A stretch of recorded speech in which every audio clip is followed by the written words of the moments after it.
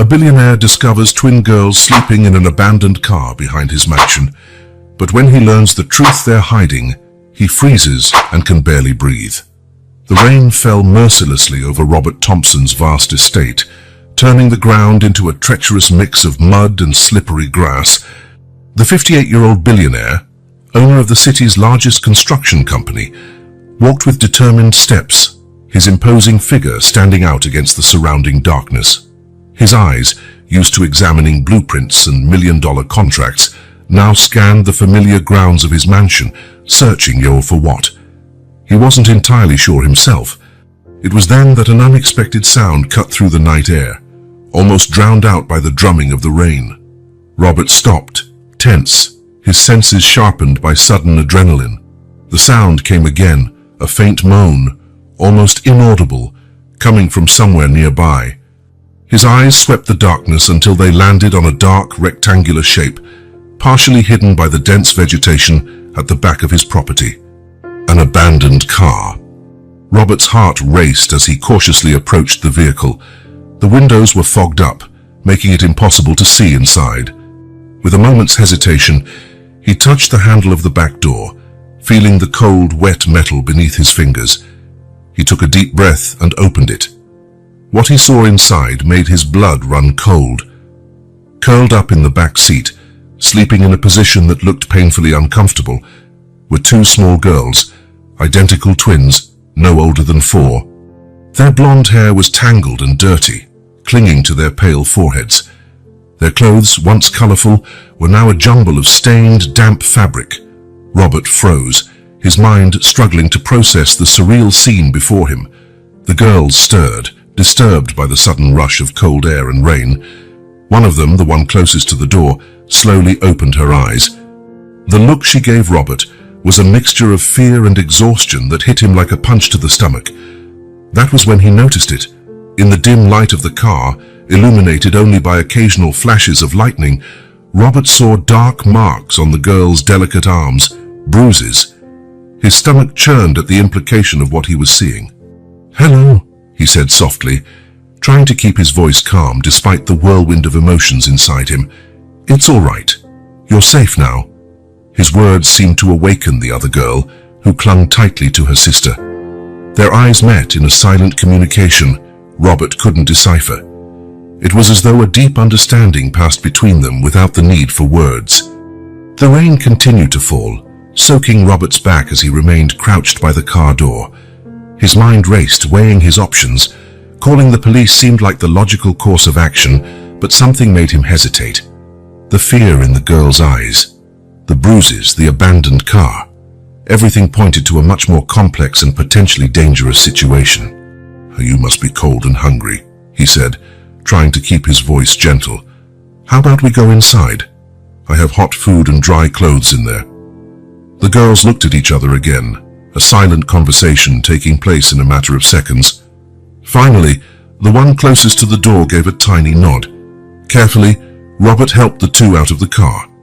They could barely stand, trembling from cold and exhaustion. Without thinking twice, he took off his coat and wrapped it around them both, creating a protective cocoon against the relentless rain. The walk to the mansion felt endless. Robert could feel their small bodies shaking against him, their fragility evident with each unsteady step. When they finally crossed the threshold of the main door, the warmth inside felt like a welcoming embrace. "Martha!" Robert called, his voice echoing through the mansion's corridors. The housekeeper appeared almost instantly, her eyes widening at the unexpected sight. "Mr. Thompson." "What on earth?" "We need towels, warm clothes, and something to eat," Robert interrupted, his tone leaving no room for questions. "Quickly, please." While Martha hurried to fulfill his request, Robert gently guided the girls into the living room. The fireplace crackled, casting dancing shadows on the walls. The twins looked around with a mixture of awe and distrust, their small hands still tightly intertwined.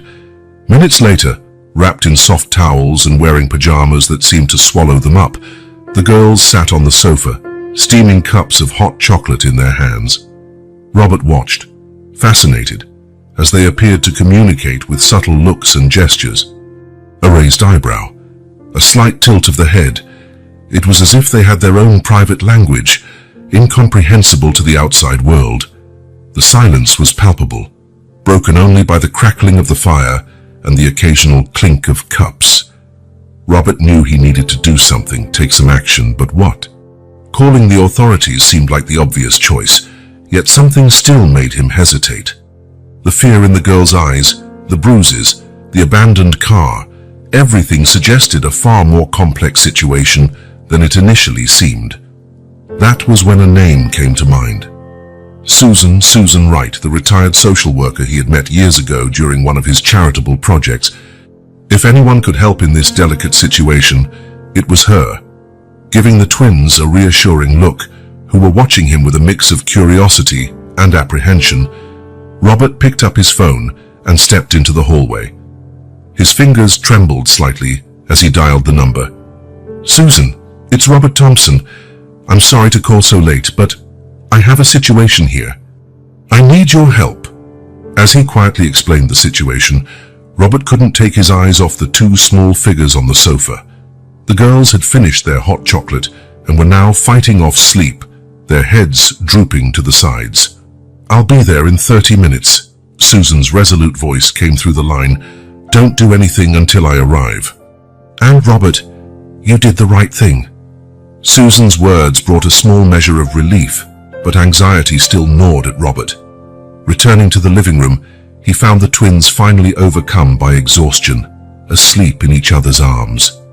"Martha," he called softly. The housekeeper appeared silently at his side. "Please prepare the guest room. And keep this to yourself for now."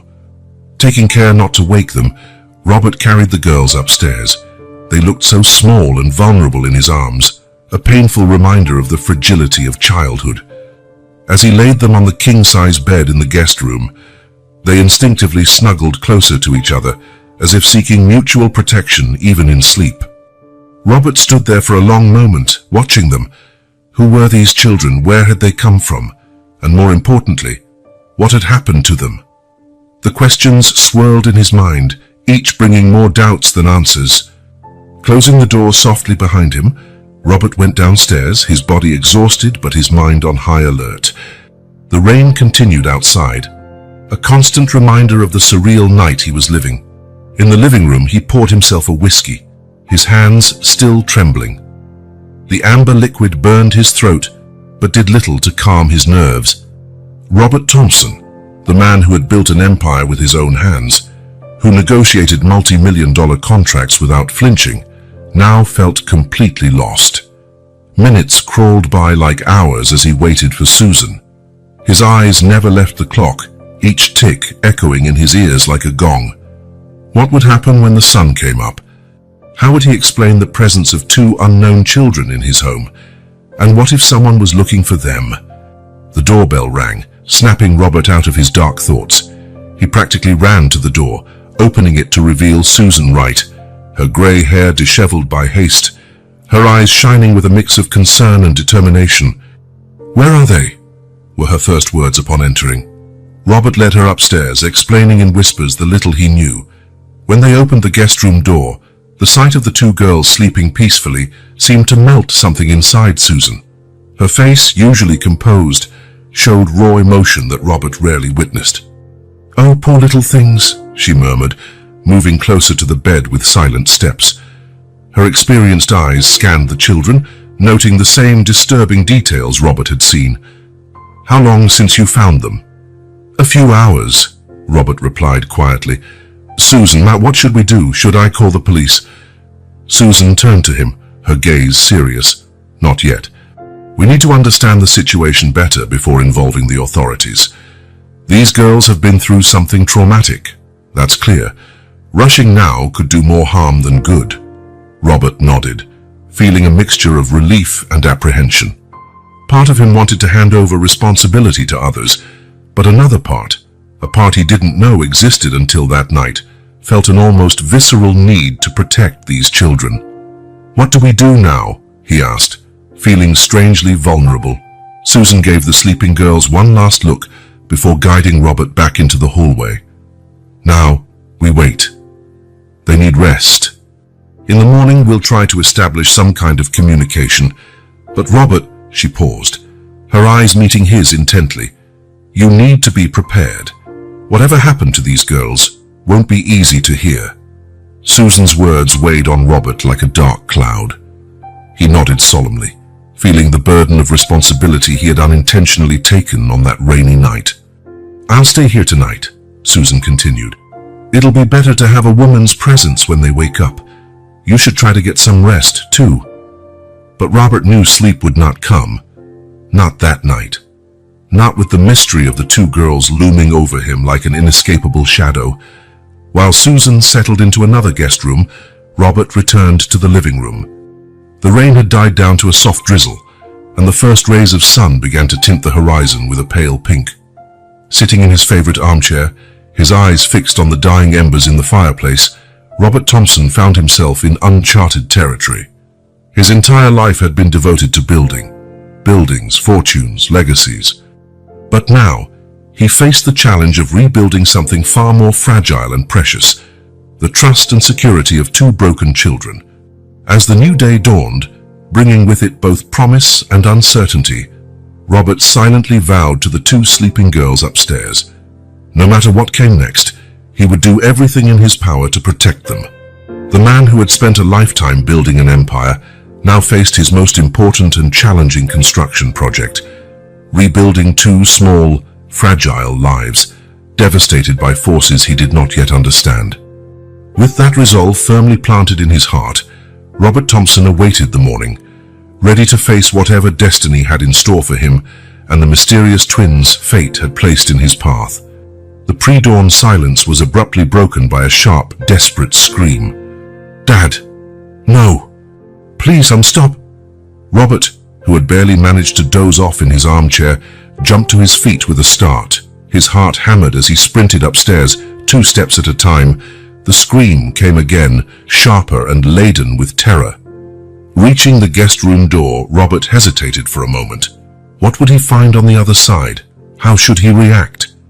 Before he could decide, the door opened, and Susan hurriedly slipped out, nearly bumping into him. Stay here, she instructed firmly, stepping back into the room.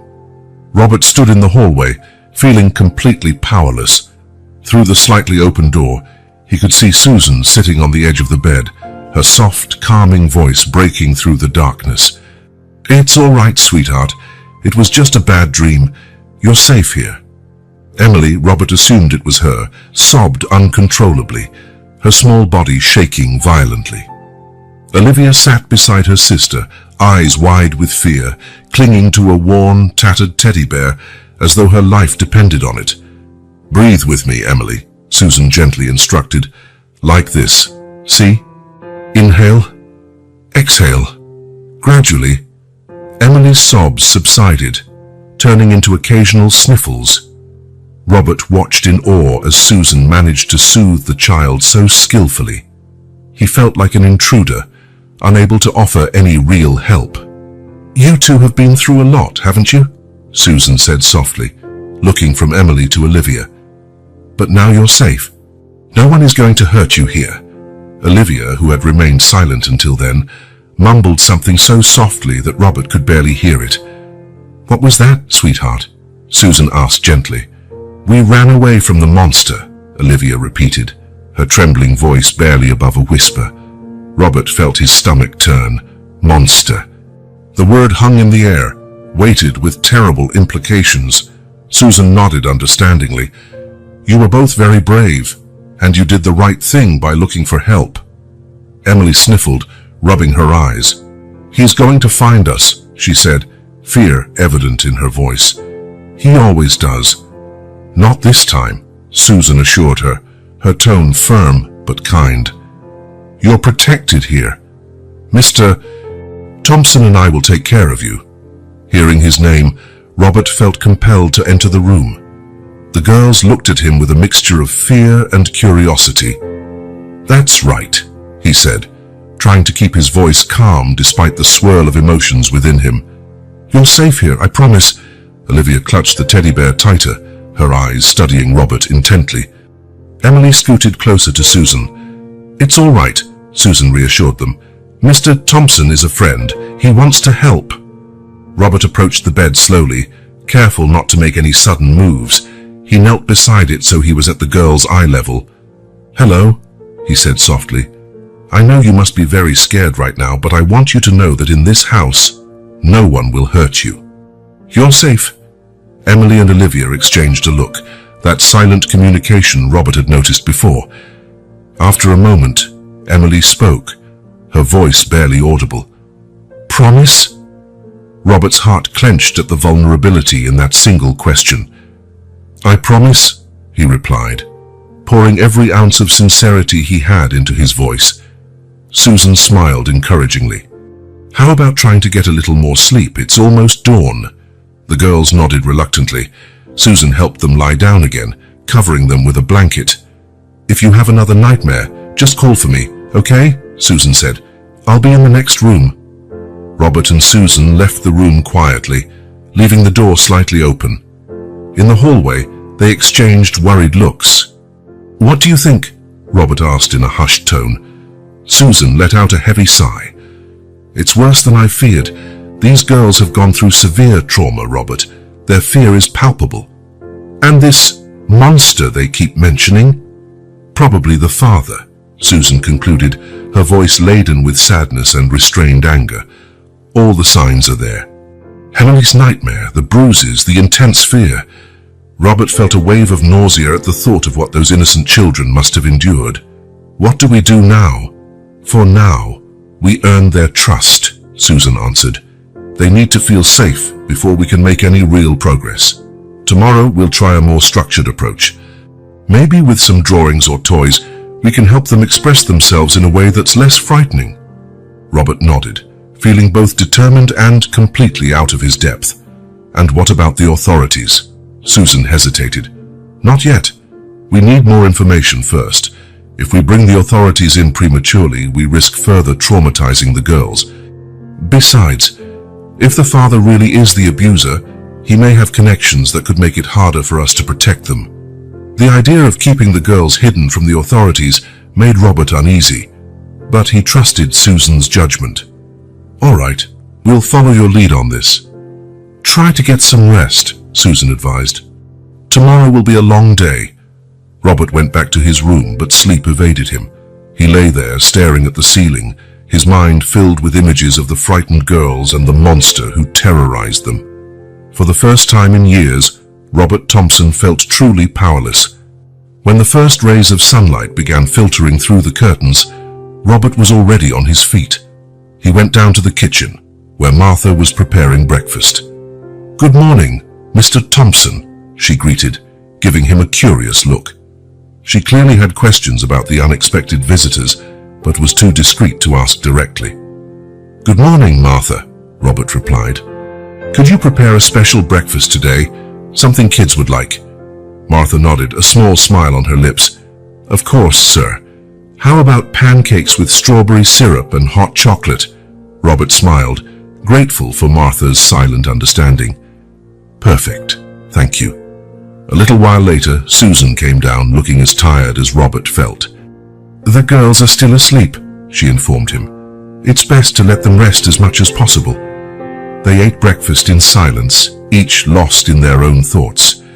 It was almost noon when they heard hesitant footsteps on the stairs.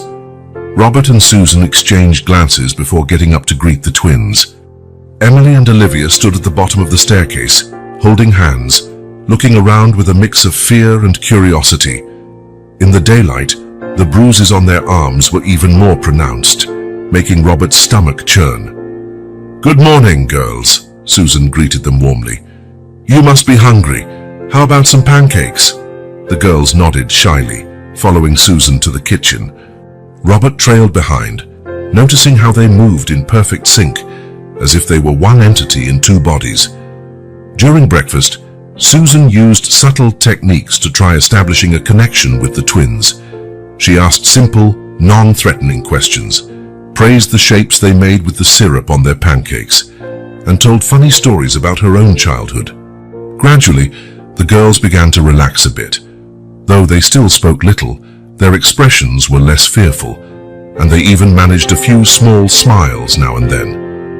After the meal, Susan suggested they move to the living room. She had brought along a suitcase full of toys and art supplies, which she now spread out on the floor. "How about we draw some pictures?" she suggested cheerfully. The twins sat on the floor, each taking a piece of paper and some colored pencils. Robert watched from his armchair, fascinated by Susan's ability to create a welcoming, safe space. As they drew, Susan casually chatted with the girls, asking seemingly innocent questions, carefully crafted to glean information. "That's a beautiful picture, Emily," she commented. "Is that your house?" Emily shook her head. "That's Grandma's house," she murmured. "Oh, you like visiting Grandma?" Susan asked gently. Olivia, who had been silent until then, finally spoke up. "Grandma doesn't let the monster in." Robert and Susan exchanged meaningful looks. It was the second time the twins had mentioned a monster. "This monster," Susan said carefully, "does he live in your house?" The twins stopped drawing, their bodies growing visibly tense. Emily grabbed Olivia's hand. "It's all right," Susan reassured them. "You don't have to talk about it if you don't want to." There was a tense moment of silence before Emily spoke, her voice barely audible. "He gets angry when he drinks from his special bottle." Robert's heart twisted. The picture the girls were painting was terribly clear, even in vague details. "You were very brave to run away," Susan said gently. "And very smart to look for help." Olivia looked at Robert, her big, serious eyes studying him. "You won't let the monster get us, will you?" The question hit Robert like a punch in the gut. He knelt down next to them, looking into their eyes. "No," he said firmly. "I promise I'll protect you. The monster won't hurt you again." The twins exchanged a look, that silent communication Robert found so captivating. Then, to his surprise, both stood up and hugged him. The gesture caught Robert off guard, but he returned the hug gently, a lump forming in his throat.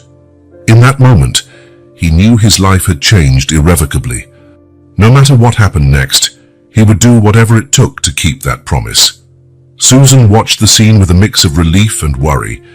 They had taken the crucial first steps to earn the girls' trust, but the road ahead was still long and uncertain. The twins' revelations, though vague, painted a bleak picture of abuse and neglect. While the girls returned to their drawings, now with slightly more enthusiasm, Susan and Robert exchanged looks charged with determination. They knew they had a tough battle ahead, but they were committed to doing whatever was necessary to protect Emily and Olivia. The day went on, filled with moments of progress and setbacks. The twins alternated between periods of relative openness and moments of withdrawal and fear. Every new detail they shared, however small, helped Susan and Robert piece together the puzzle of their lives. As evening approached, Robert found himself reflecting on how drastically his life had changed in less than 24 hours. The man who once concerned himself mostly with contracts and profits was now completely invested in the well-being of two little girls fate had thrust into his life. Watching Emily and Olivia doze off on the sofa, exhausted after an emotionally draining day, Robert made a silent promise. He would use every resource at his disposal, his money, his connections, his influence, to ensure those children had a chance at a safe and happy life. The path ahead would be difficult, filled with legal and emotional obstacles, but gazing at the peaceful, sleeping faces of Emily and Olivia, Robert Thompson knew every challenge would be worth it. After the exhausting session with the twins, Robert retreated to his office, quietly shutting the door behind him. The silence of the room contrasted starkly with the whirlwind of emotions raging inside him. He headed to the small bar in the corner, his hands trembling slightly as he poured himself a whiskey. The amber liquid burned down his throat, but did little to calm his frayed nerves. Robert sank into his leather chair, eyes fixed on the landscape beyond the window, yet not truly seeing it. The girl's revelations echoed in his mind, each word a painful blow to his conscience. He gets angry when he drinks from his special bottle. The phrase, spoken with such innocent fear by Emily, unleashed an avalanche of memories Robert had tried to bury for decades. Suddenly, he was no longer in his luxurious office, but back in the small house of his childhood. Cowering in a corner, listening to shouting and the sound of breaking glass. Robert squeezed his eyes shut, his breathing growing uneven. He could almost smell the cheap liquor and sweat, hear the heavy, unsteady footsteps of his father drawing near. The fear, the helplessness, the shame. It all came rushing back with crushing intensity. "You're worthless, Robert. A failure." His father's voice, harsh and full of contempt, echoed in his mind. Robert opened his eyes abruptly, struggling to anchor himself in the present. His gaze drifted around the room, landing on the framed diplomas, the photos of inaugurations of large developments, and the Entrepreneur of the Year awards. An entire life spent proving his worth, distancing himself from the frightened boy he once was. And now, two small girls had torn down all the carefully constructed walls, exposing a wound that had never truly healed. Robert stood up abruptly, unable to remain still. He walked over to the window, observing the meticulously landscaped garden below. Somewhere in the house, Emily and Olivia were with Susan, probably still drawing or maybe playing. The thought of them possibly smiling, even momentarily, tightened his chest. He remembered the hug the girls had given him earlier, such a simple gesture yet so profoundly impactful. How could they trust him, a stranger, after all they had been through? Their resilience haunted and inspired him. With a heavy sigh, Robert returned to his desk. He knew he couldn't afford to lose himself in his own painful memories. The twins needed him now, and he was determined not to fail them the way the adults in his own childhood had failed him. Robert powered on his computer, his fingers flying over the keyboard as he began a discreet investigation. Years of building an empire had given him connections in practically every sector of the city. It was time to use those resources for a greater purpose than business. He started with a basic search for Mike Johnson in the area, cross-referencing data with birth records for twins in the past 5 years. The list of results was long, but Robert was determined. He refined his search, adding filters, cross-checking information. As he worked, part of his mind drifted to the floor below, where Susan was with the girls. He wondered how they were doing, whether sharing their secret had provided any relief. Robert made a mental note to check in with Susan later, eager for any sign of progress. After hours of meticulous searching, a pattern began to emerge. Robert leaned forward, his eyes scanning the information on the screen. Mike Johnson, 35, father of 4-year-old twins, a patchwork employment history, short stints mostly in construction and local bars. What really caught Robert's attention, however, was the multiple police incidents. None that resulted in serious convictions, but a clear pattern of problematic behavior. Disturbing the peace, driving under the influence, bar fights. Each incident painted an increasingly grim picture. Robert leaned back in his chair, rubbing his tired eyes. The image forming was disheartening. Mike Johnson seemed exactly like the man Robert feared, unstable, with an alcohol problem, potentially violent. One detail in particular stood out. In the past few months, Mike had been fired from 3 consecutive jobs, all for unexcused absences and suspected on-the-job drunkenness. The last job had ended just a week before Robert found the girls. Robert's mind raced, connecting the dots. The job loss could have been the trigger for a particularly violent episode. Was that what finally drove the twins to run away? He was so absorbed in his thoughts that he almost didn't hear the soft knock on the door. Susan came in, her face showing signs of fatigue but with a glimmer of hope in her eyes. "How are they?" Robert asked immediately, standing up. Susan gave a gentle smile. "Better than I expected, actually." After sharing a bit about the monster, they seemed more relaxed, like a weight's been lifted off their shoulders. Robert nodded, feeling a mix of relief and worry. "Did they say anything else?" "Not much," Susan replied, sitting down in one of the chairs across from Robert's desk. "But their actions speak louder than words. They're playing now, Robert. Really playing, like kids their age should. It's incredible to see, considering where we were yesterday." Robert felt a lump in his throat. The thought of Emily and Olivia having a moment of carefree joy after everything they had endured was deeply moving. "And you?" Susan asked, her perceptive eyes studying Robert's face. "How are you handling all this?" Robert hesitated. Part of him wanted to maintain his composure, to be the strong, controlled man he had always prided himself on being. But something in Susan's kindness broke down his defenses. "It's hard," he admitted, his voice low. "Hearing what they went through, seeing the fear in their eyes, it brings back memories I'd rather forget." Susan nodded sympathetically. "Your own childhood," Robert confirmed with a nod. "My father, he wasn't much different from the monster the girls described. The special bottle was a constant presence in our house." "I'm sorry, Robert," Susan said gently, "but maybe that experience, painful as it is, makes you the perfect person to help Emily and Olivia. You understand on a level few can what they're going through." Susan's words struck Robert deeply. He had never viewed his past as anything positive, but now, seeing it through this new lens, he began to understand.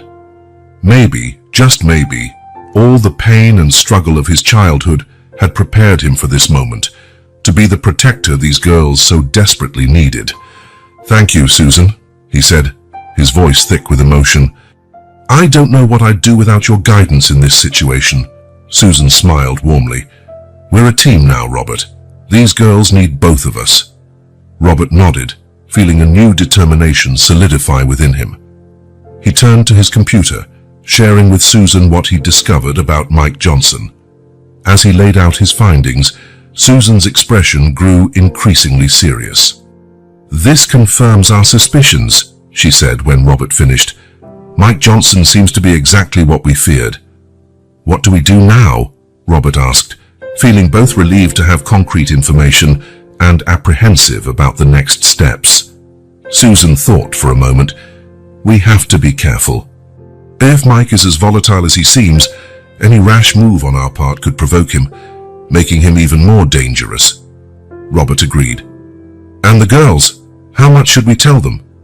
"For now, the least possible," Susan answered. "They already took a big step by sharing what they did. We need to keep building their trust and sense of safety before pressing for more details." Robert stood and walked to the window again. The sun was setting, painting the sky in shades of orange and pink. Somewhere out there, Mike Johnson was likely searching for his daughters. The thought made Robert's stomach churn. "We can't just keep them here indefinitely, can we?" he asked. Though he knew the protective impulse behind the question was impractical, Susan sighed. "I understand how you feel, Robert, but taking them without legal process, even with the best intentions, is still against the law. We need to handle this the right way, no matter how hard or frustrating it might be." Robert acknowledged the wisdom in Susan's words. "Right. So what's the next step?" "We keep building our relationship with the girls," Susan replied. "We earn more of their trust, try to gather more details about their home situation. Meanwhile, you can use your connections to keep an eye on Mike Johnson discreetly. The more we know, the better prepared we'll be to protect Emily and Olivia legally." The plan made sense to Robert, though part of him wanted more immediate action. He knew Susan was right. Rushing could jeopardize everything. "Okay," he agreed. "Step by step." Susan stood, placing a reassuring hand on Robert's shoulder. "You're doing an incredible job, Robert. Those girls are lucky to have you on their side." Her words brought a lump to Robert's throat. He thought of the frightened boy he once was, desperately wishing someone had stepped in to save him. Now, decades later, he had the chance to be that someone for Emily and Olivia. "Let's go back downstairs," Susan suggested. "I'm sure the girls will be happy to see you." Robert agreed, following her out of the office. As they descended the stairs, he could hear soft laughter coming from the living room. The sound was like music to his ears, a reminder of what was at stake and why every effort was worth it. Entering the living room, Robert saw Emily and Olivia seated on the floor, surrounded by colorful drawings and toys. When they saw him, their faces lit up with shy but genuine smiles. "Mr. Robert," Emily called, holding up a drawing. "Look what I made." Robert knelt beside them, his heart swelling with an emotion he could barely name. "It's beautiful, Emily," he said softly. As the girls proudly showed off their creations, Robert felt a certainty grow within him.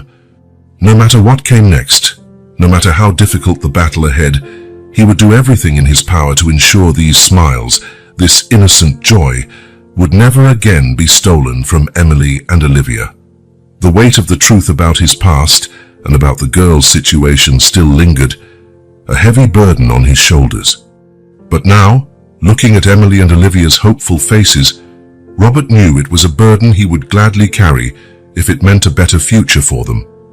Night fell over Robert Thompson's mansion, bringing a stillness that starkly contrasted with the whirlwind of thoughts in his mind.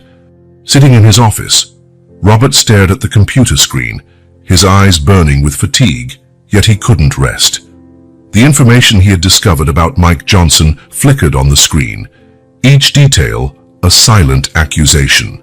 Multiple reports of domestic violence, several run-ins with the police for drunkenness and public disorder, and a string of lost jobs due to alcoholism. The picture it painted was of a dangerously unstable man, completely unfit to raise two small, vulnerable girls.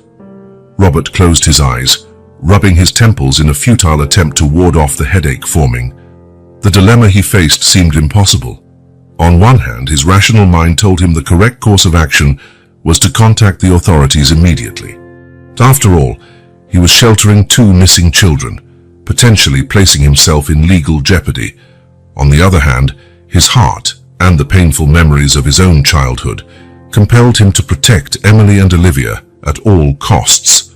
The thought of handing them over to a system that might fail to protect them terrified him. A soft knock on the door interrupted his thoughts. Susan entered, her face showing exhaustion but eyes still alert and concerned. The girls finally fell asleep, she informed him, taking a seat in front of Robert's desk. But it wasn't easy. They're scared, Robert. Terribly scared. Robert nodded grimly. I found more on their father, he said, turning the computer screen so Susan could see. It's worse than we imagined. Susan read the information quickly, her face growing more somber by the moment. My God, she murmured. Those poor children.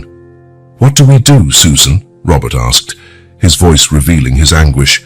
Legally, I know I should contact the police, but you're afraid the system will fail them, Susan completed softly. Robert nodded. I've seen it happen.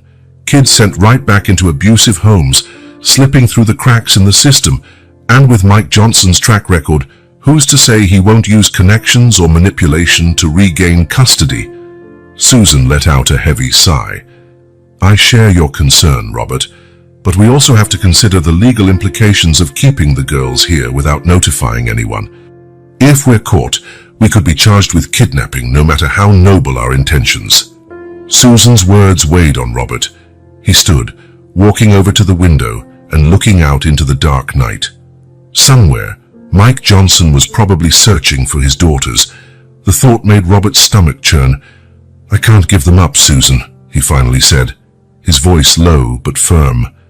Not after what I've seen in their eyes, not after promising I'd protect them. Susan studied him for a long moment, her expression a mix of understanding and concern. Robert, I understand. Believe me, I do. But we have to think about the long term. If we break the law, no matter how well-intentioned, we could undermine our ability to help them down the road. Robert turned to respond, but was interrupted by a soft sound. They both turned to see Emily and Olivia standing at the office door, hand in hand, their eyes wide with fear. Are you sending us back? Emily asked, her voice trembling. Robert's heart broke at the terror in their eyes. He knelt down, opening his arms. Come here, sweethearts. The twins rushed to him, throwing themselves into his arms with a desperation born of fear. Robert held them tightly, feeling their little bodies shaking. Please don't send us back, Olivia pleaded, her voice muffled against Robert's chest. The monster will hurt us again. Susan joined them, gently stroking the girls' backs. No one's going to hurt you, sweethearts. We're here to protect you. Robert looked at Susan over the girls' heads, a decision hardening in his eyes. I won't hand them over, he said, his voice quiet but resolute. No matter what. Susan opened her mouth to argue, But something in Robert's expression made her pause. She recognized that look. She had seen it countless times in parents determined to protect their children at all costs. "What do you propose, then?" she finally asked. Robert took a deep breath, his mind racing. "I'll use my influence. I have connections in social services, at the mayor's office. I can pull some strings, buy us time while we build a solid case against Mike Johnson." Susan frowned. "Robert, that's risky. If anyone finds out..." "It's a risk I'm willing to take," Robert interrupted. He looked down at the girls in his arms, their hearts pounding against his chest. "They deserve a chance, Susan. A real chance at safety and happiness." Susan looked at the twins, then back at Robert. She saw the determination in his eyes, the fierce protectiveness in his embrace. Slowly, she nodded. "All right," she agreed. "But we have to be extremely careful. One misstep, and we could lose everything." Robert nodded, feeling a mix of relief and apprehension. He knew the path ahead would be fraught with danger, both legal and ethical. But looking at Emily and Olivia, seeing the trust and hope in their eyes, he knew every risk would be worth it. "Let's take them back to bed," Susan suggested gently. "We'll start planning our next steps in the morning." Robert agreed, standing with the girls still clinging to him. They held on to him as though their lives depended on it, and in a way, perhaps they did. As they walked back to the girls' room, Robert felt the weight of his decision settle on his shoulders. He was about to step into dangerous territory, defying the law in the name of what he believed was right. Part of him was terrified of the potential consequences, but another part, the part that remembered the scared little boy he once was, knew he could do no less. Placing Emily and Olivia gently back into bed, Robert tucked them in. "You're safe here," he promised softly. "No one will take you away." The girls looked at him with a mixture of gratitude and residual fear.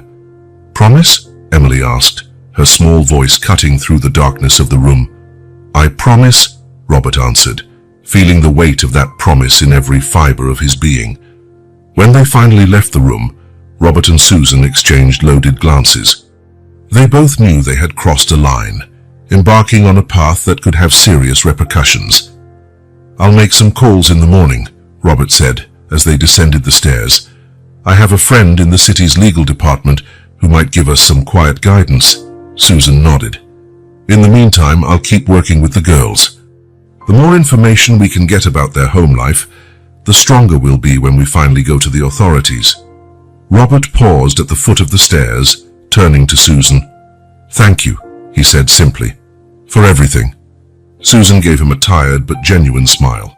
"We're a team now, Robert. Those girls need us." That night, lying in bed but unable to sleep, Robert reflected on the path he had chosen. He knew the days ahead would be full of challenges, difficult decisions, and painful consequences. But every time he closed his eyes, he saw Emily and Olivia's faces, heard their voices pleading for protection. And in those moments, all doubts vanished. He would do whatever it took to keep those girls safe, to give them the childhood he never had. The frightened boy inside him, the one who had no one to fight for him, had finally found his voice. With that resolve firmly planted in his heart, Robert finally drifted off to sleep, ready to face whatever the dawn would bring. The battle for Emily and Olivia's safety and happiness was just beginning, but he was determined to win it at any cost. The sun had barely risen when Robert was already in his office, phone pressed to his ear. "John, I know it's early, but I need your help," he said, keeping his voice low so as not to wake the girls.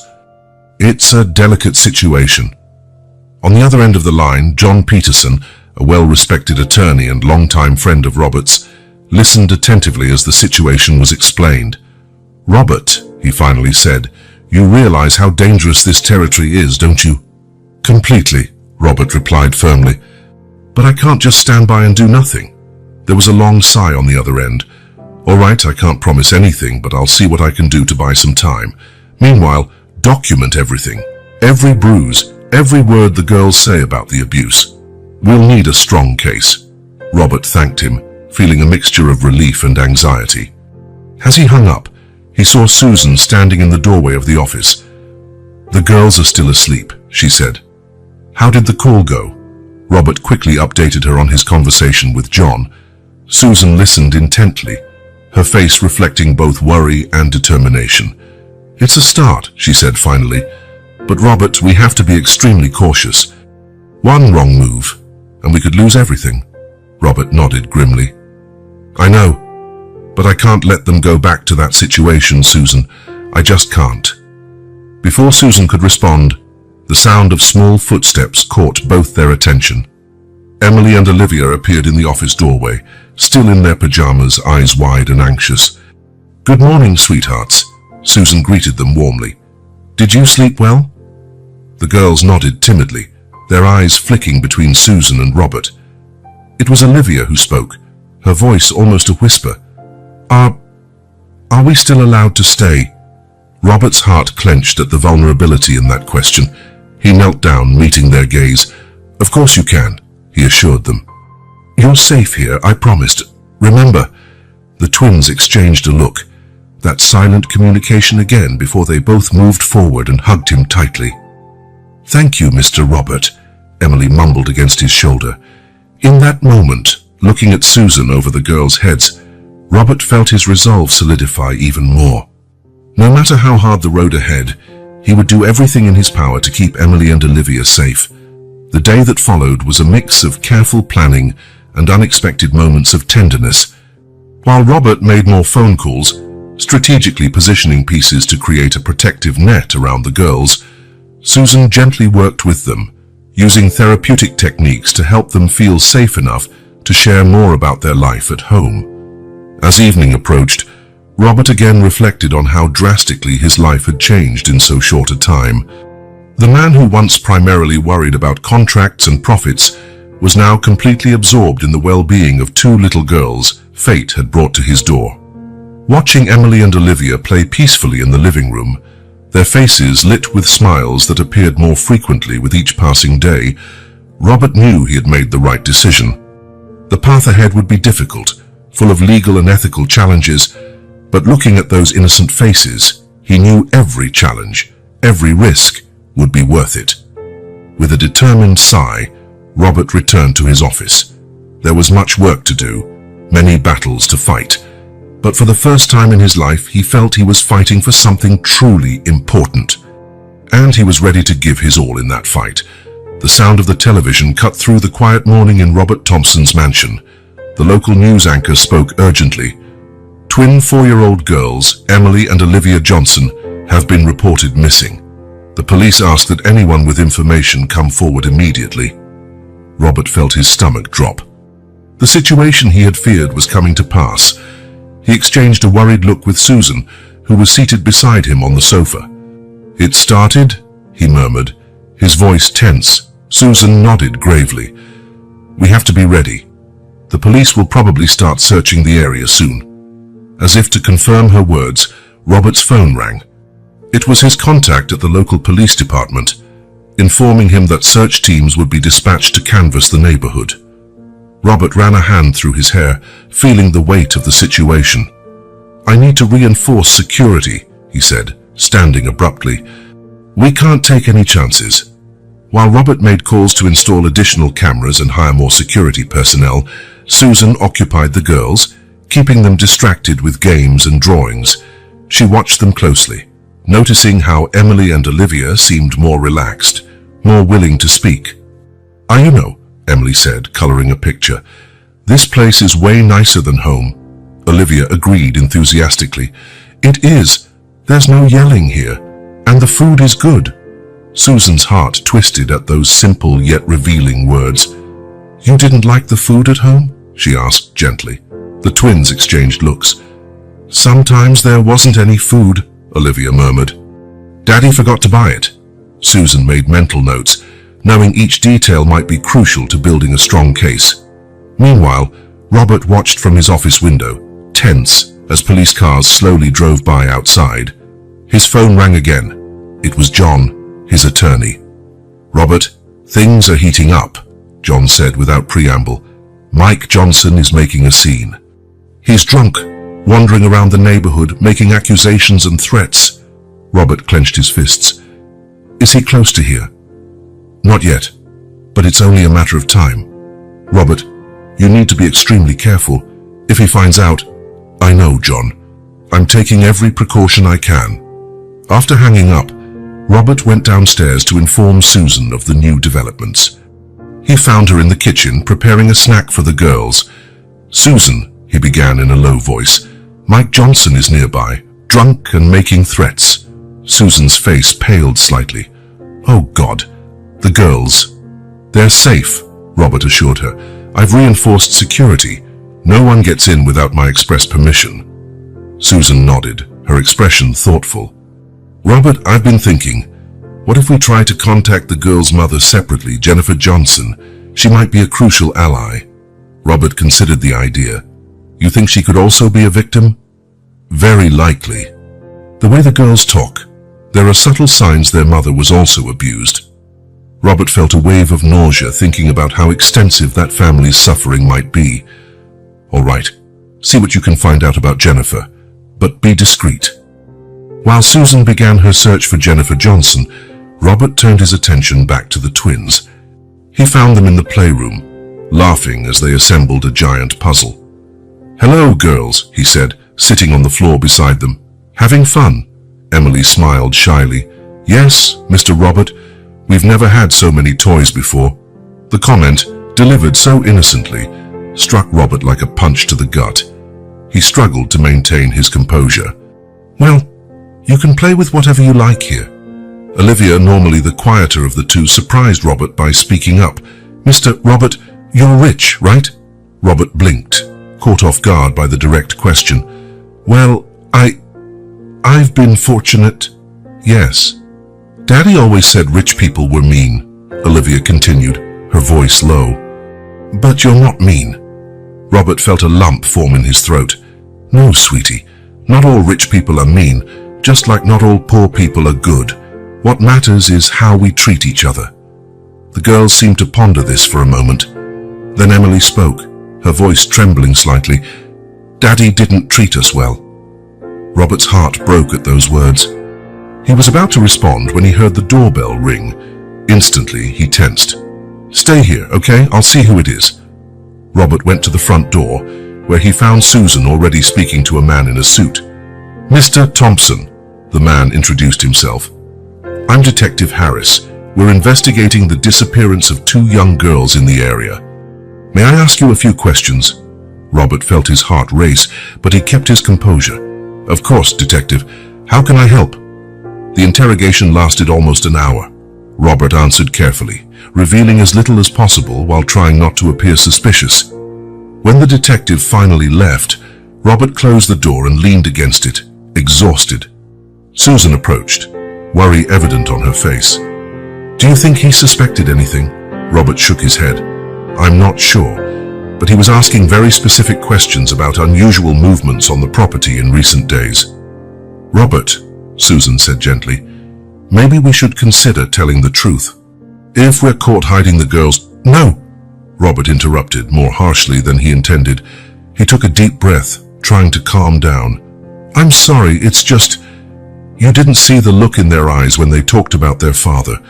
I can't risk them being sent back to that— Susan nodded sympathetically. I understand. But we need a plan if things escalate. At that moment, Susan's phone rang. She answered quickly, her eyes widening as she listened. I see. Yes, thank you for letting me know. Hanging up, she turned to Robert. I found some information on Jennifer Johnson. Robert, she's in the hospital. What? What happened? Apparently, she was admitted a few days ago with injuries consistent with severe domestic abuse. She's in serious condition. Robert felt a mixture of horror and rage. My God, that monster. This changes everything, Susan said, her mind working quickly. If Jennifer recovers, she could be our best chance at obtaining legal custody of the girls. Robert nodded, feeling a spark of hope amid the chaos.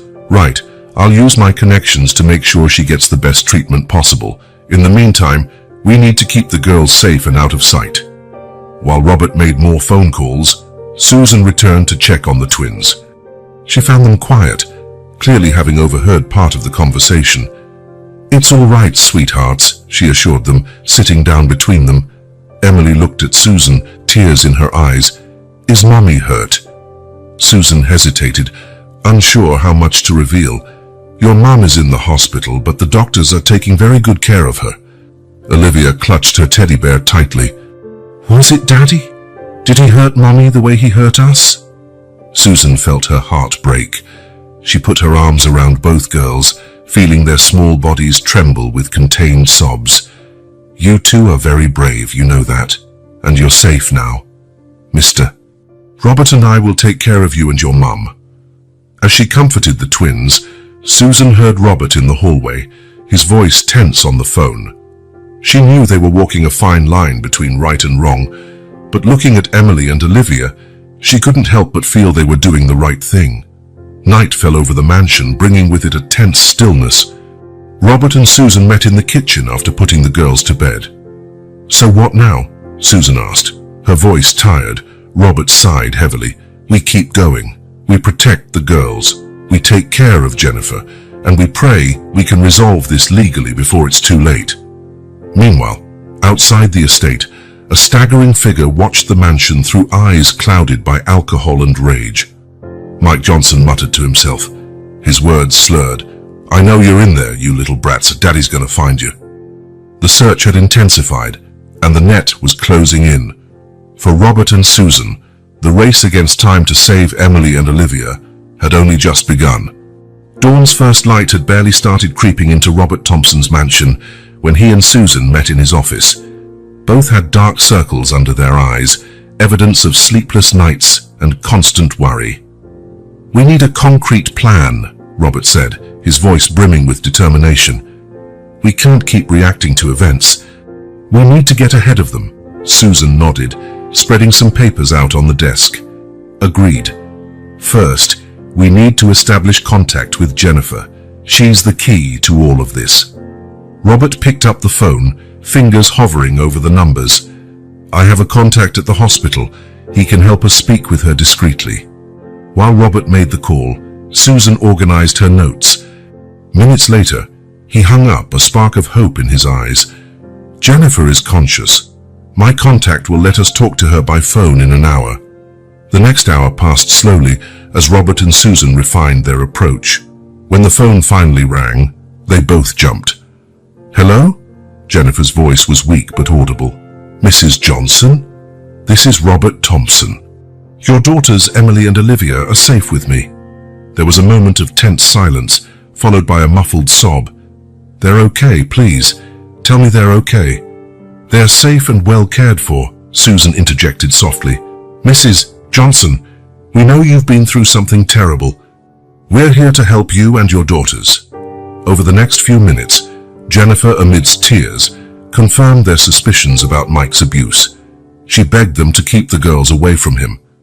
"We'll do everything in our power to protect them," Robert promised. "But we need your help. Are you willing to testify against Mike?" Jennifer's response was immediate and firm. "Yes." "Enough is enough. My girls deserve better." With Jennifer's cooperation secured, Robert and Susan moved on to the next steps of their plan. Robert engaged his contacts in social services and the district attorney's office. "We need to expedite protective measures," he explained to Susan. "With Jennifer's testimony and the evidence we've gathered from the girls, we have a real chance at gaining emergency custody." Susan agreed. And with Mike now under scrutiny by the authorities, the investigation should shift focus. That gives us some breathing room. The following hours were a whirlwind of activity. Robert made countless phone calls, using his influence to speed up processes that normally took weeks. Susan, meanwhile, prepared a detailed report on the girls' emotional and physical state, documenting every sign of abuse. By mid-afternoon, they received the news they'd been hoping for. The authorities had opened an investigation into Mike Johnson. His erratic behavior and history of domestic violence had raised red flags. "This is our chance," Robert said, a mixture of relief and determination in his voice. With Mike under the microscope, We can present our case for custody of the girls without immediate fear of retaliation." Susan nodded but still wore a worried expression. "What if he tries something desperate?" "I've planned for that," Robert replied, showing her some documents. "I hired extra security and obtained a temporary restraining order. Mike can't come near this property or the hospital where Jennifer is." As they discussed next steps, they heard laughter coming from the garden.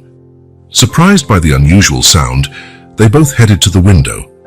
Outside, Emily and Olivia were playing on the grass, their faces lit with genuine smiles for the first time since their arrival. Martha, the housekeeper, watched them carefully, joining in their game. "Look at them," Susan whispered, moved. "They're starting to feel safe here." Robert felt a knot in his throat.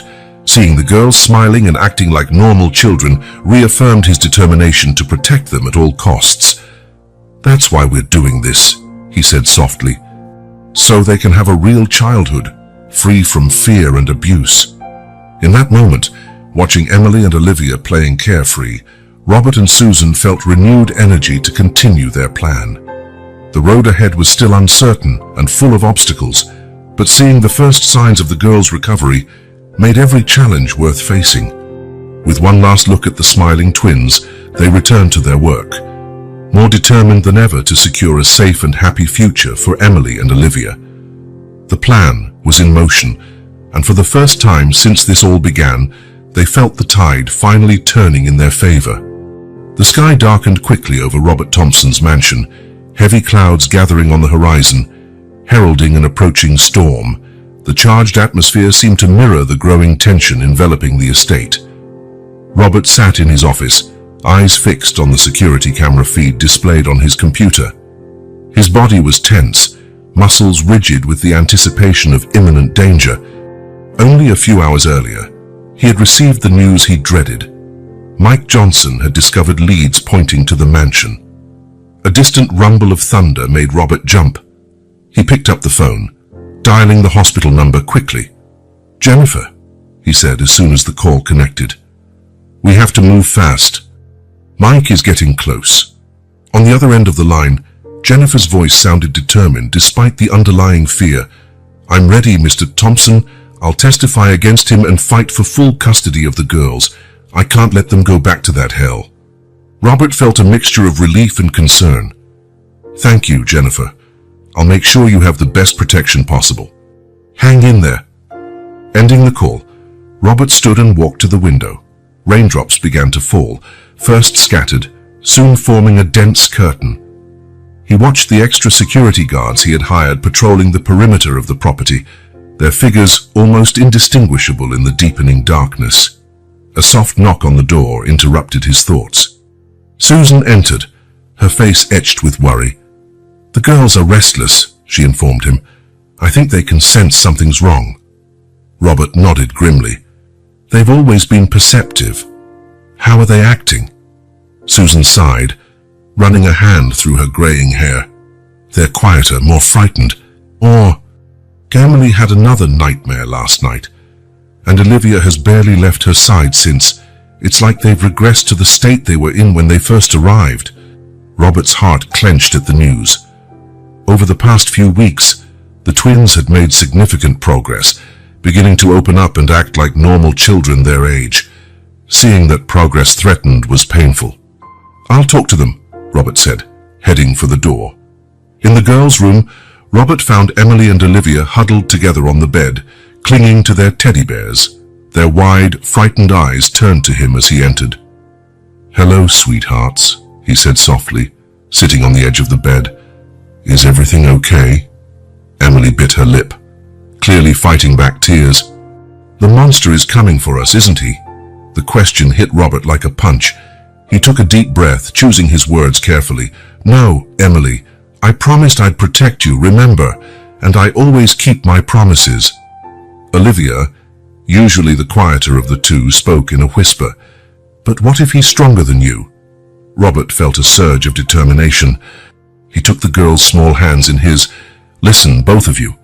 No matter what happens, no matter how scary things seem, I will keep you safe. I have people here to help, and the police are on our side. Your father won't hurt you again. The girls exchanged that familiar look of silent communication. After a moment, they both nodded, a bit of the tension leaving their little bodies. "Now," Robert continued, forcing a smile, "how about we watch a movie together? You two can pick." While the twins eagerly debated which movie to watch, Robert exchanged a meaningful look with Susan, who stood in the doorway. They both knew the night would be long and potentially dangerous, but they would do everything possible to keep the girls unaware of the approaching threat. The hours passed slowly, the sound of rain and howling wind outside creating a tense atmosphere. Robert alternated between watching the movie with the girls and checking the security cameras on his tablet. Susan worked tirelessly, staying in constant contact with the authorities, providing the latest information and evidence against Mike. Around midnight, the alert went off. Robert's heart pounded as he saw the camera feed. A staggering figure approached the mansion gates. "Susan," he called out, voice tight. "He's here." Susan quickly scooped up the sleeping girls, who had dozed off during the movie. "I'm taking them to the safe room," she said, referring to the reinforced space Robert had prepared for precisely this scenario. Robert nodded, his eyes not leaving the screen. He watched with a mix of anger and pity as Mike Johnson, visibly drunk, yelled and shook the gates.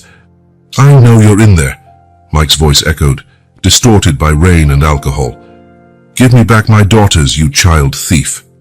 Robert activated the silent alarm, knowing the police were already en route. He then headed to the front door, where his security team was stationed. "Don't let him in," Robert instructed. "But don't hurt him unless absolutely necessary." The sound of bending metal made Robert spin around. To his horror, Mike had somehow forced the gates open. He stumbled across the yard, cursing and raving. "Thompson!" Mike shouted, his face twisted with drunken fury. "I know you're here. Where are my girls?" Robert took a deep breath, knowing he had to stall until the police arrived. He opened the door, stepping out into the torrential rain. "Mr. Johnson," he called, keeping his voice steady, "you shouldn't be here. Please leave before things get worse for you." Mike let out a bitter laugh. "Worse? How could things get worse?" "You stole my daughters." "Your daughters are safe," Robert replied, feeling anger boil within. "Away from you and your abuse." His words seemed to strike Mike like a slap. For a moment, he wavered.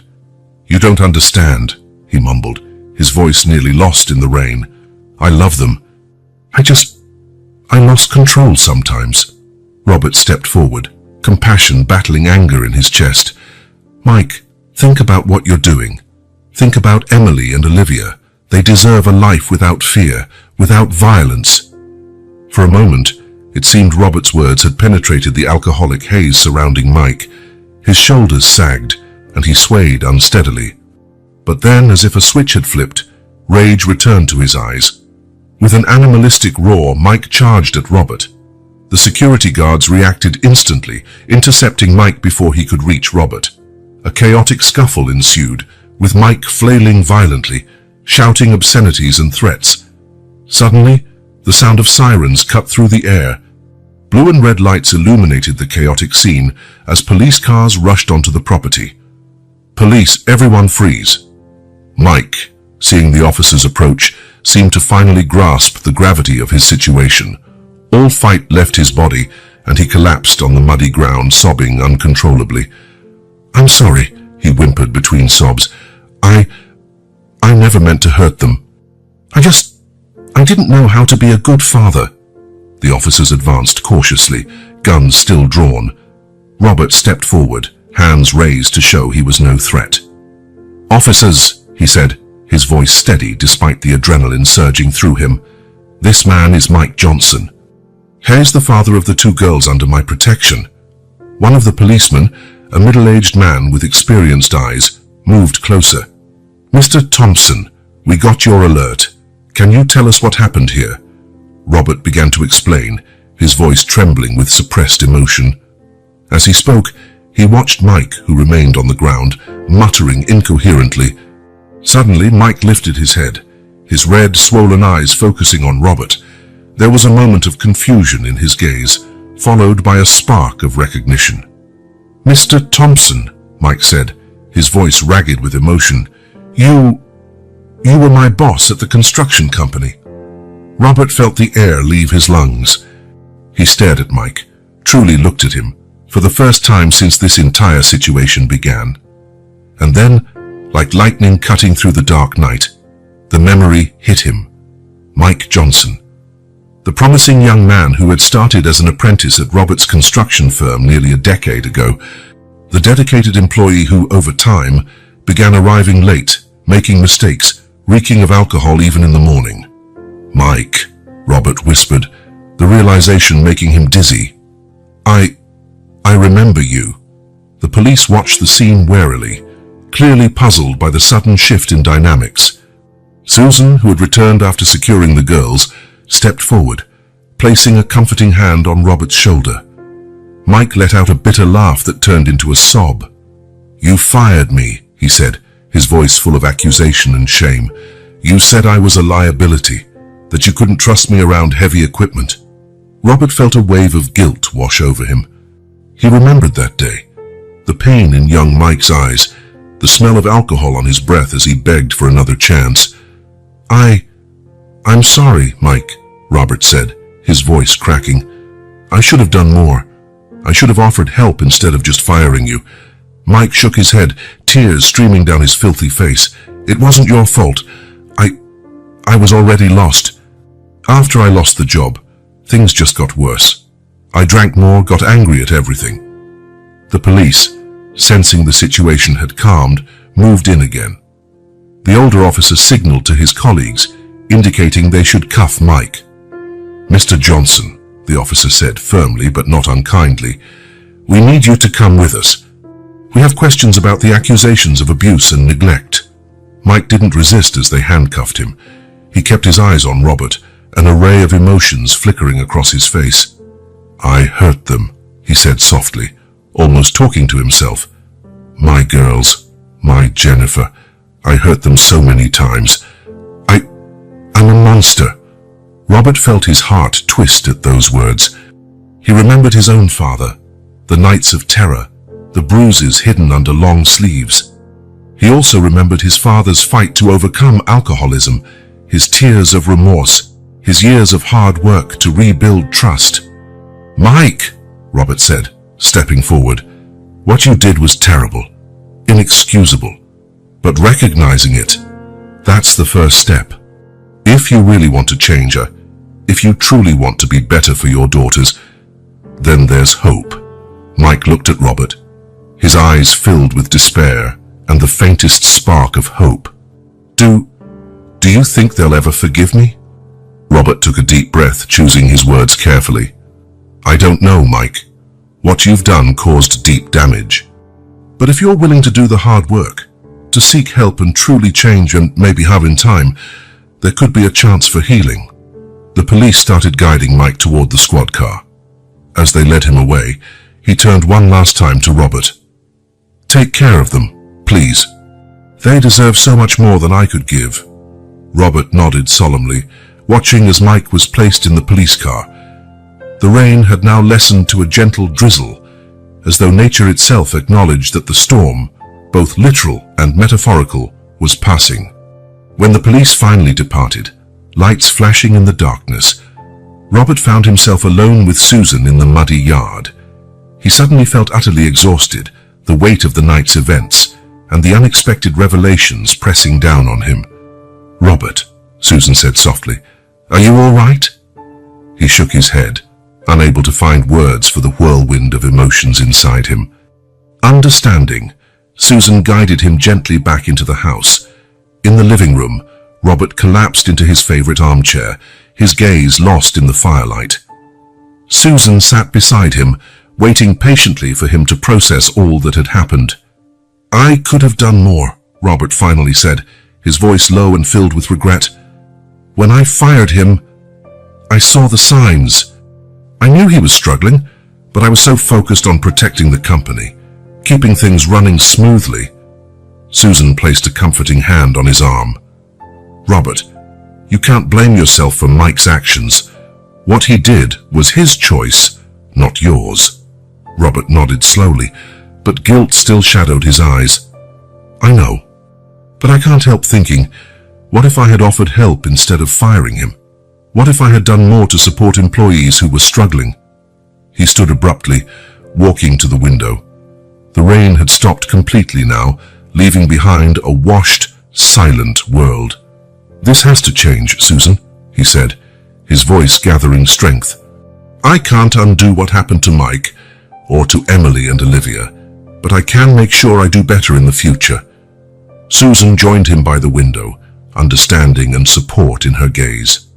What do you have in mind? Robert turned to face her, eyes shining with renewed determination. I'm going to implement support programs in my company, help for employees with addiction issues, counseling, family support, and not just in my company. I'll use my influence to encourage other businesses to do the same. He paused, ideas rushing through his mind. And children, so many children like Emily and Olivia, stuck in abusive situations with no one to help. I'll start a foundation, Susan, a foundation to help children who are victims of abuse, to provide resources and support they desperately need. Susan smiled, pride evident in her expression. That's wonderful, Robert. You'll make a real difference in so many lives. Robert nodded, a sense of purpose taking root within him. It's the least I can do. Emily and Olivia, they opened my eyes to a reality I chose to ignore for too long. Now that I've seen it, I can't just close my eyes again. At that moment, a small sound caught their attention. Turning, they saw Emily and Olivia standing in the living room doorway, hands clasped, their eyes wide with questions. Mr. Robert, Emily called timidly. The monster, Daddy, is he gone? Robert knelt down, opening his arms. The girls ran to him, snuggling in his embrace. Yes, sweethearts, he said softly. He's gone. You're safe now. Olivia looked up, tears shining in her eyes. For good? Robert hesitated a moment, exchanging a glance with Susan. For now, he said carefully. But I want you to know that no matter what happens, I'll always be here to protect you and take care of you. The girls nodded, pressing closer to him. Robert hugged them tightly, feeling a wave of love and protectiveness wash over him. While he held Emily and Olivia, Robert made a silent promise. He would use this experience, painful as it was, as a catalyst for positive change, not just for these two precious girls, but for countless other children and families facing similar struggles. The night had been long and tumultuous, full of shocking revelations and intense emotions. But as the first rays of morning light filtered through the window, Robert felt a surge of hope blossom in his chest. The path ahead would be challenging, no doubt. There would be legal hurdles to overcome, emotional wounds to heal, and a long, slow process of rebuilding.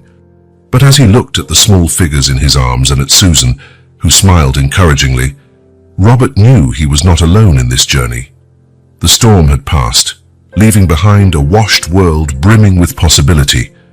And in that moment, cradling Emily and Olivia, Robert Thompson made a silent vow to be the change he wanted to see in the world, starting right there in that very room with two little lives that fate had entrusted to him. Morning sunlight bathed Robert Thompson's mansion in a golden glow, as if announcing the start of a new chapter. In the guest room, Jennifer Johnson nervously straightened her clothes, her anxious eyes fixed on the door. After weeks in the hospital, she was finally ready to be reunited with her daughters. The sound of small, hurried footsteps in the hallway made her heart race. The door opened, and there they were, Emily and Olivia, their tiny hands clasped together, eyes wide with anticipation. "Mommy!" they shouted in unison, rushing into Jennifer's open arms. The embrace was intense, laden with all the emotions held back by weeks of separation. Jennifer held her daughters tightly, silent tears rolling down her cheeks as she breathed in the familiar scent of their hair. "My babies," she whispered, her voice thick with emotion. "I missed you so much." Robert and Susan watched from the doorway, their own eyes brimming with tears at the poignant reunion. They exchanged a look of mutual understanding. This was just the first step in a long healing journey for the Johnson family. In the days that followed, Robert's mansion became a haven for recovery and new beginnings. Jennifer, still fragile physically and emotionally, found comfort in the constant presence of her daughters and the unwavering support of Robert and Susan. The family began intensive therapy sessions, both individually and as a group. Robert's office was temporarily transformed into a cozy space for these sessions, with plush pillows on the floor and therapeutic toys scattered everywhere.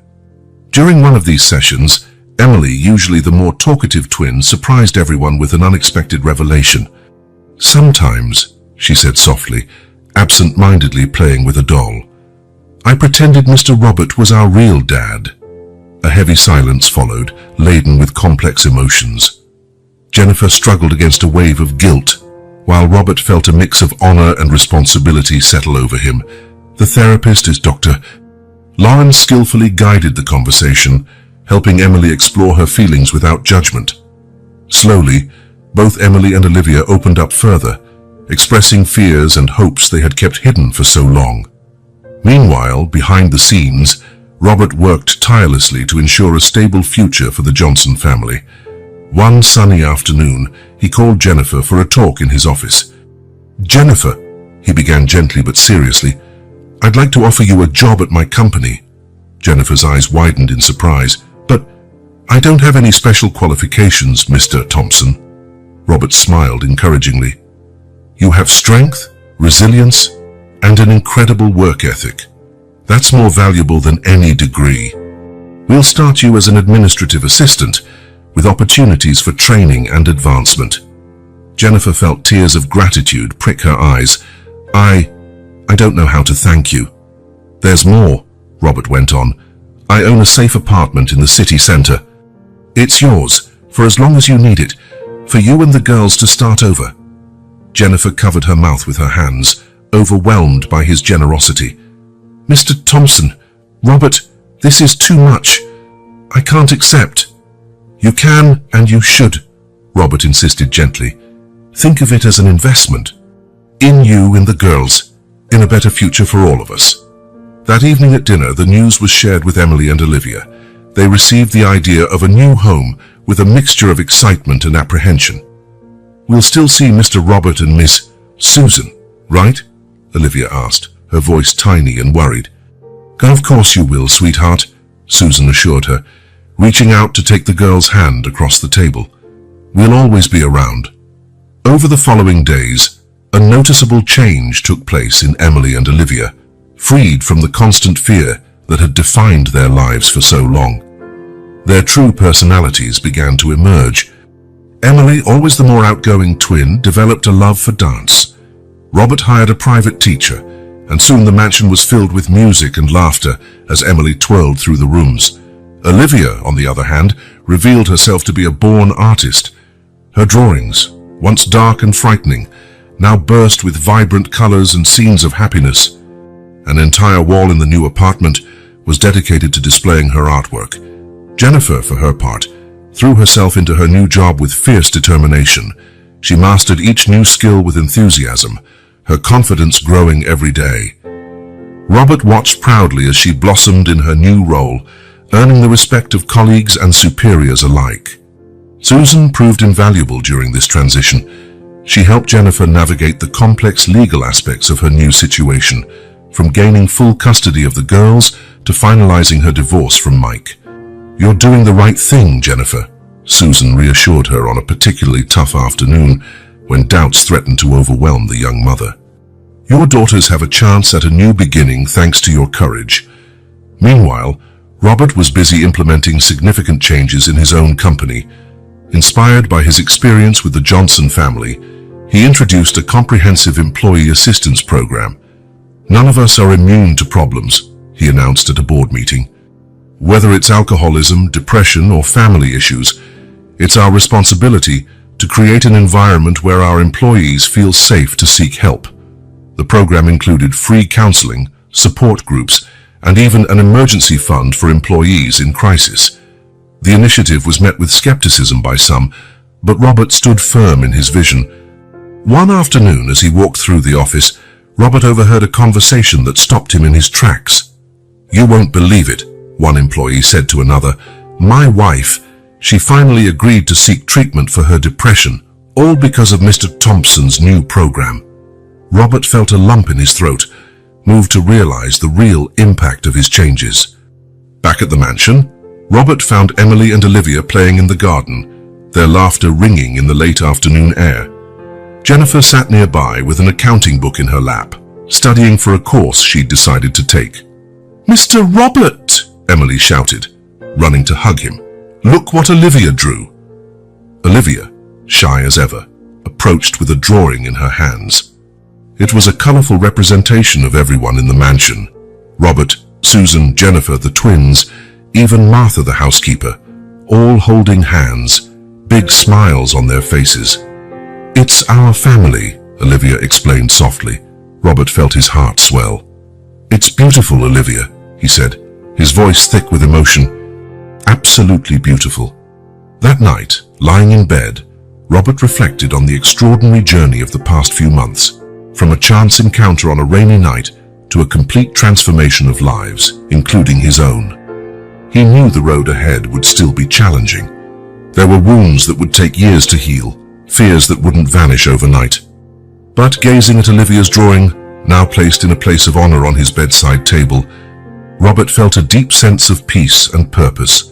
The storm had passed, leaving behind new paths of healing and hope, and Robert Thompson was determined to walk beside the Johnson family every step of the way, no matter where it led. The late afternoon sun bathed the small yard in golden light, creating a nearly magical scene. Children's laughter filled the air, blending with bird song and the soft rustle of leaves. Emily and Olivia, almost 5 now, raced across the lawn, their braids bouncing behind them. "Catch me, Liv!" Emily called, skillfully dodging her sister. Olivia, determined, picked up her pace, her eyes shining with excitement. "You won't get away this time." From the porch of the cozy yet modest house, Jennifer Johnson watched her daughters with a radiant smile and tearful eyes. 6 months had passed since they moved here, and the transformation was almost unbelievable. Jennifer took a deep breath, savoring the scent of the flowers she herself had planted. Her hand subconsciously touched the ID badge on her shirt. Jennifer Johnson, Assistant Manager. Her recent promotion was a testament to her hard work and dedication. The sound of an approaching car made Jennifer turn. Her smile widened when she recognized the familiar vehicle. "Girls," she called, "look who's here." Emily and Olivia stopped their game, faces lighting up with excitement. When Robert Thompson emerged from the car, carrying a stack of brightly wrapped presents, the twins squealed with delight. "Uncle Rob!" they cried in unison, running toward him. Robert barely had time to put the gifts down before being engulfed in a double hug. He laughed, lifting the girls into his arms. "My little ones," he said, planting a kiss on each forehead. "You've grown. Soon, you'll be taller than me." Jennifer approached, a warm smile on her face. "Robert, it's so good to see you. Come on in, please. Coffee's almost ready." Inside the house, evidence of a happy, stable life was everywhere. Olivia's colorful drawings adorned the walls, alongside photos of Emily at her dance classes. A framed picture over the fireplace showed Jennifer at her recent graduation. She had completed a business administration course with honors. As the girls excitedly tore into their gifts, Robert and Jennifer sat at the kitchen table, steaming cups of coffee in front of them. "How's work going?" Robert asked, genuine interest shining in his eyes. Jennifer smiled, pride lighting up her face. "Wonderfully. The team's fantastic, and I'm learning so much every day. Last week, I led my first project meeting." Robert nodded with satisfaction. "I heard the feedback was excellent." "You have a natural talent for leadership, Jennifer." A slight blush crept into Jennifer's cheeks. "Sometimes it still feels like a dream," she admitted quietly. "A year ago, I couldn't even imagine a future for me and the girls. And now..." Emotion overflowed as her voice trailed off, tears glistening in her eyes. Robert gently placed his hand over hers. "You did this, Jennifer," he said firmly. "Your courage, your determination, You gave your daughters and yourself a new chance at life." At that moment, Emily and Olivia ran over, arms full of new toys and books. "Mommy, look!" Emily exclaimed, showing off a painting set. Uncle Rob brought real paints. Olivia, quieter but equally enthusiastic, hugged a large book of fairy tales to her chest. "And new stories to read before bedtime," she said softly. Jennifer smiled, pulling her daughters into a hug. "That's wonderful, sweeties. What do we say to Uncle Rob?" "Thank you, Uncle Rob," the girls sang in unison before dashing off to explore their presents further. Robert watched them with a contented smile. Then, remembering something, he turned to Jennifer. "Oh, I almost forgot. I have news about the foundation," he said, his tone growing more serious. Jennifer leaned in, interested. Over the past months, she had taken an active role in the development of the New Dawn Foundation, created by Robert to help abuse victims. "We got final approval," Robert announced, unable to hide his excitement. "Starting next month, we'll be officially up and running. We already have partnerships with 3 shelters and 2 counseling centers." Jennifer's eyes widened with surprise and delight. "Robert, that's incredible. So many families will be helped." "And that's not all," Robert continued. "Remember your idea for a mentorship program for women leaving abusive situations? The board loved it. We want you to lead the project." Jennifer was momentarily speechless, her mouth hanging open. "Me? But, Robert, I'm not sure I'm qualified." Robert shook his head, smiling kindly. "No one is more qualified than you, Jennifer. Your experience, your compassion, your strength, you're exactly what these women need." Tears of emotion glistened in Jennifer's eyes. I don't know what to say. Thank you, Robert, for everything." Before Robert could respond, the doorbell rang. Jennifer frowned, puzzled. "Strange, I'm not expecting anyone." She got up to answer, with Robert close behind. When the door opened, an explosion of color and sound greeted them. "Surprise!" Susan stood there, holding a huge cake. Behind her was a crowd of smiling people, Jennifer's co-workers, the girls' new friends from school, neighbors, all holding balloons, gifts, and beaming smiles. Emily and Olivia rushed over at the commotion, their eyes wide with wonder and joy at the sight of the crowd. "Happy birthday, my little ones," Susan exclaimed, walking in with the cake. "You didn't really think we'd forget, did you?"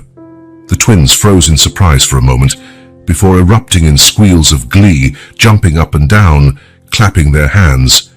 Jennifer turned to Robert, who wore an innocent smile. "Did you plan all this?" He shrugged, his eyes sparkling with amusement.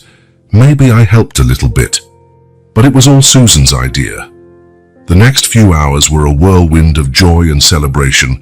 The small yard overflowed with laughter, music, and the delicious smell of barbecue.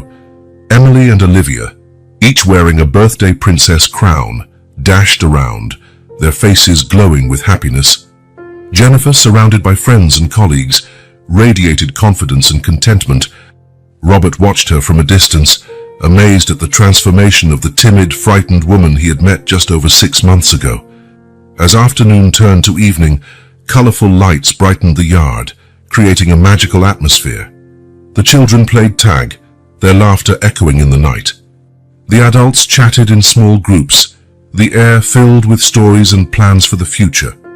In a quiet moment, Robert found himself alone, watching the scene before him. Susan approached, offering him a glass of champagne. "A penny for your thoughts," she said softly. Robert smiled, accepting the drink. "I was just thinking about how life can change in such a short time." Susan nodded, following his gaze to where Jennifer laughed with a group of friends, and the twins danced happily with their new classmates. "You did this, Robert," she said. "You gave this family a second chance." Robert shook his head modestly. "No, Susan.